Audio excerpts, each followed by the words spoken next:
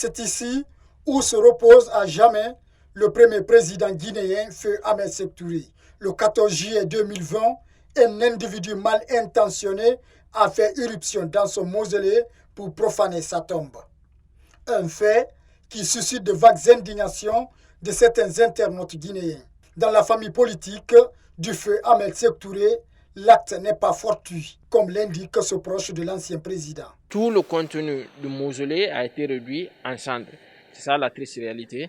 Et il s'est permis également de marcher sur toutes les tombes parce que, pour ceux qui ont pu voir bien les premières images, vous avez les traces de ringues de ce père de chaussures qui y sont.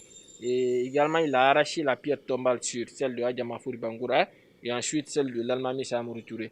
Donc, il s'est permis de se coucher également sur la tombe du président avec des talismans qui déversaient de gauche à droite, avec des incantations également qui prononçait, on ne sait pas qu'est-ce qu'il était en train de, souvent de rituel, il faut le dire comme ça. Et il se permettait de fumer donc sur la tombe du président.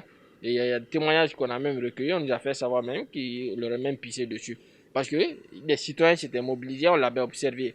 Mais puisqu'il avait un sac, on ne savait pas le contenu du sac, on ne pouvait pas l'approcher. Donc les gens craignaient pour qu'il y ait un drame dans l'enceinte donc, du mausolée. Ici, on a préféré appeler les forces de sol qui sont venues sur l'instruction du général Sékou Mara, qui ont pu mettre main sur lui sans résistant. Et ensuite, ils l'ont envoyé.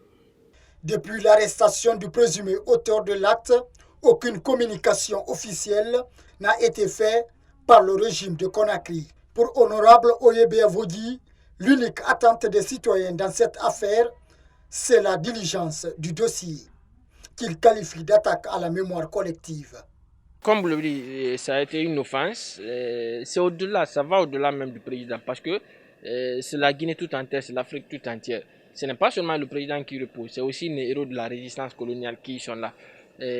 Donc, dire qu'il y a un mobile, on ne peut le déterminer parce que quand on a voulu faire des interrogations préliminaires sur place, il a dit qu'il n'était pas seul, que l'affaire est profonde et que donc il n'allait pas parler. Il a même instruit lui personnellement de l'envoyer à la police, qu'à l'issue de ça, qu'il allait parler. Donc, au jour d'aujourd'hui, les autorités ne se sont pas officiellement prononcées dessus, c'est que sur l'enquête continue. Je crois que peut-être dans les 48, dans les 24 heures, ils vont boucler et ils pourront donc se prononcer dessus.